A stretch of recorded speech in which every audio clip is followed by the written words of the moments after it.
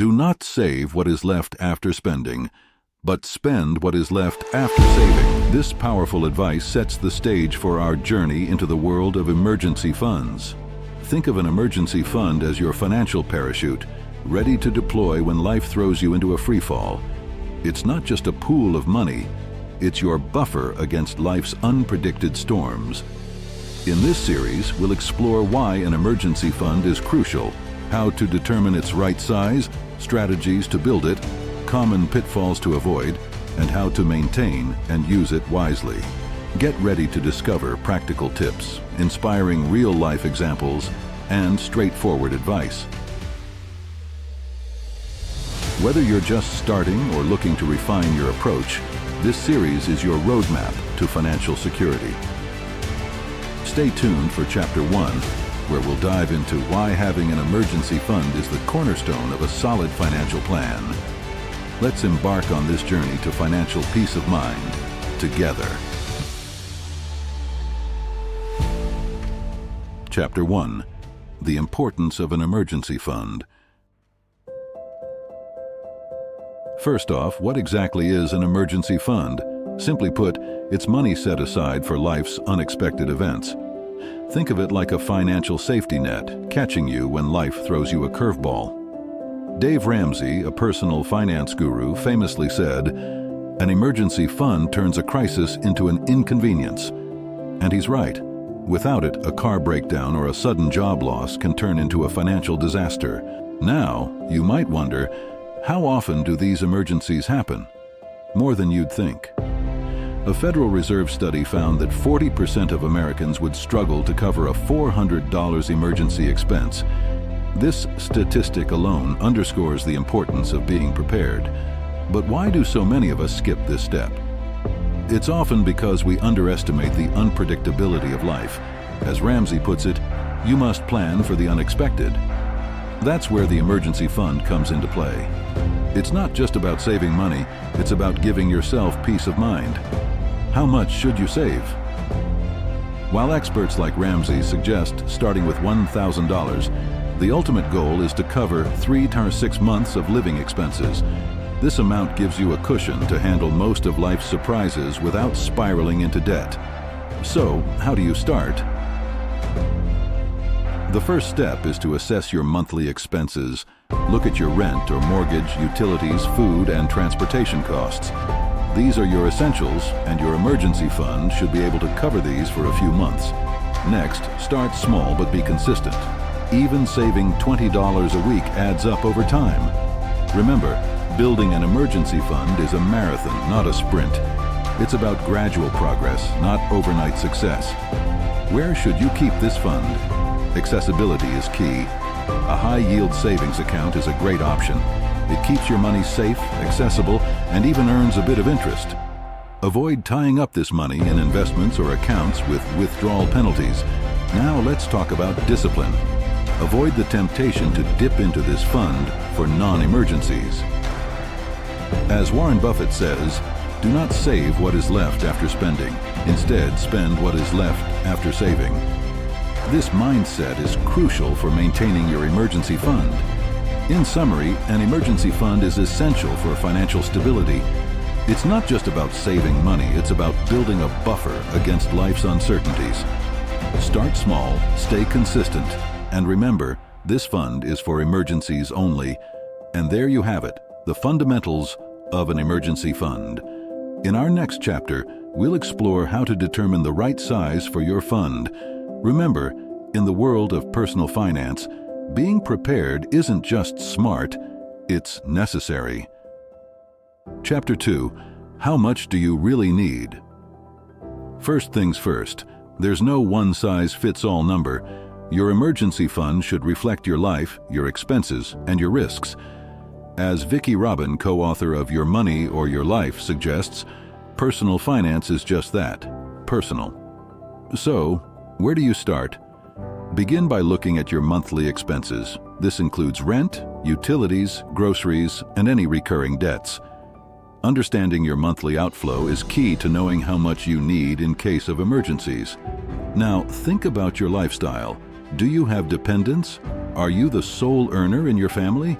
These factors increase your need for a robust emergency fund.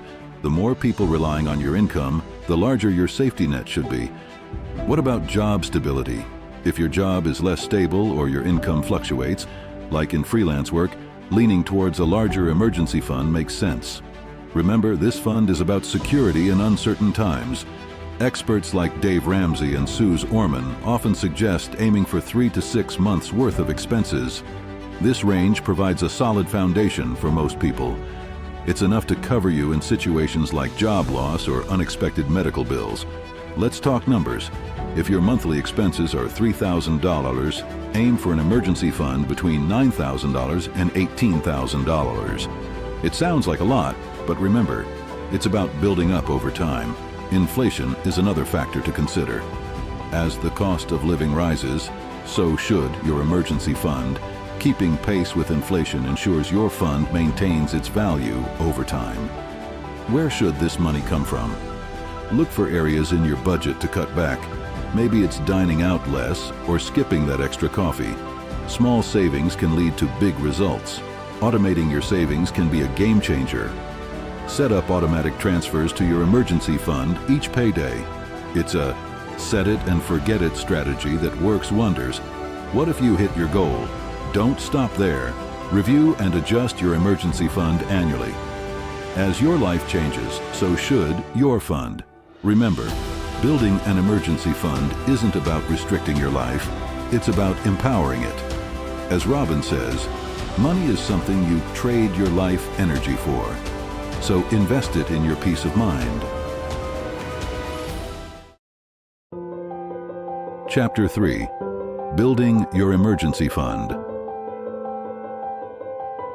The journey to a robust emergency fund starts with one simple step: beginning.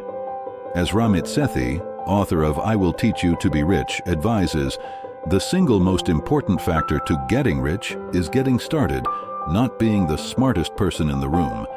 Start by setting a monthly saving goal. It doesn't have to be huge. Saving even $50 a month is a great start.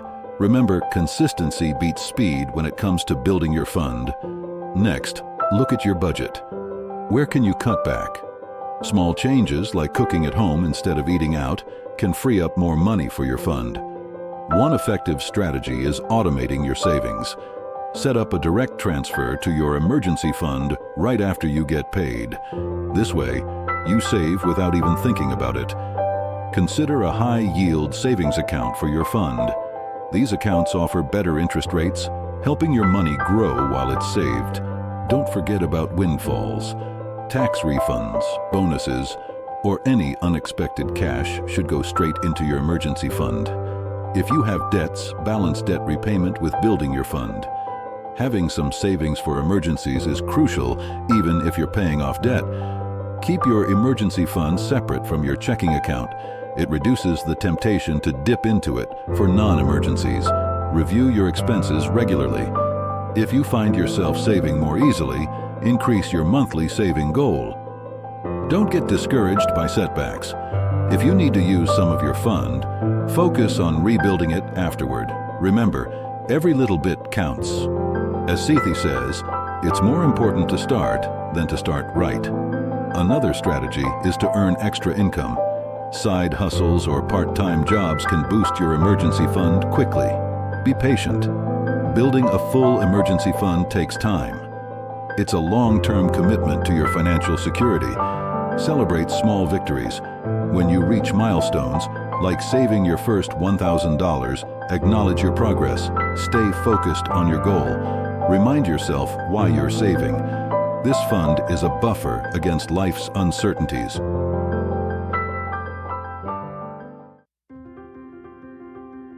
Chapter 4. Common mistakes to avoid. Firstly, a big mistake is not having a clear definition of an emergency. Remember, this fund is for unexpected essential expenses, not for impulsive shopping or vacations. As Robert Kiyosaki says in Rich Dad, Poor Dad, it's not how much money you make, but how much money you keep. Avoid treating your emergency fund like a revolving credit. Once you dip into it for non-emergencies, it's a slippery slope. Stick to the purpose of the fund. Another pitfall is not replenishing the fund after use. If you have to use it, make a plan to refill it as soon as possible. Your emergency fund should always be at its target level. Don't underestimate your monthly expenses when calculating your emergency fund size. Always round up to ensure you have enough coverage. A common error is keeping your emergency fund in a place with difficult access or penalties for withdrawal. This fund should be readily accessible without any financial loss. Avoid putting your emergency fund in risky investments. The stock market or cryptocurrencies are too volatile for emergency savings. A high-yield savings account is a safer choice. Don't pause other financial goals while building your emergency fund. It's important to balance saving for emergencies with other objectives like retirement or debt reduction. Overlooking inflation is another mistake. Your fund's value can decrease over time if not adjusted for inflation. Review and adjust your fund annually. Not automating your savings can lead to inconsistency.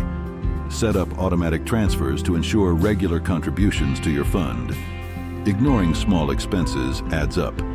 Track your spending and cut back on unnecessary costs to boost your emergency savings.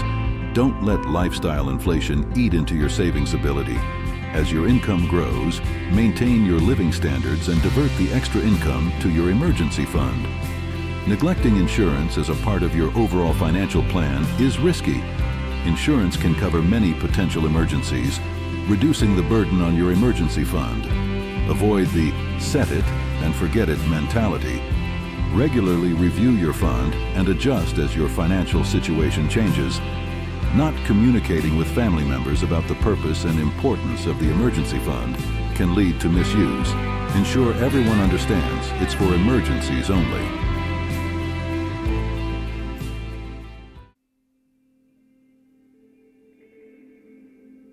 Chapter 5. Maintaining and using your emergency fund wisely. Firstly, recognize when it's appropriate to use your emergency fund. It should be reserved for true emergencies, job loss, medical emergencies, or unexpected home repairs.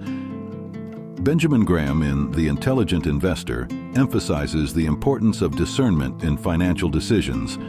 Avoid dipping into your emergency fund for predictable expenses. Annual insurance payments or regular car maintenance aren't emergencies. Plan separately for these predictable costs. Regularly review your emergency fund. Life changes, like a new family member or a job shift, might necessitate adjustments to your fund size. In the event you use your fund, prioritize replenishing it. Treat it as a bill that needs to be paid back to your future self. Don't ignore the power of compound interest in growing your fund. While keeping it accessible, choose an account that offers some interest. Keep a buffer over your target amount. This extra cushion can account for inflation and unexpected increases in living costs. Avoid the trap of lifestyle inflation. As your income increases, resist the urge to increase your spending proportionally. Instead, bolster your emergency fund. If your emergency fund reaches a sizable amount, consider diversifying. Some portion can be kept in slightly less liquid but safe investments like a money market account. Don't forget about taxes. Interest earned on your emergency fund is taxable. Factor this into your financial planning. Reevaluate your emergency fund as part of your annual financial review. Adjust it according to any changes in your income or expenses. Communicate with your family about the purpose and rules of the emergency fund. Everyone should understand its importance and when it's appropriate to use it. Don't be complacent.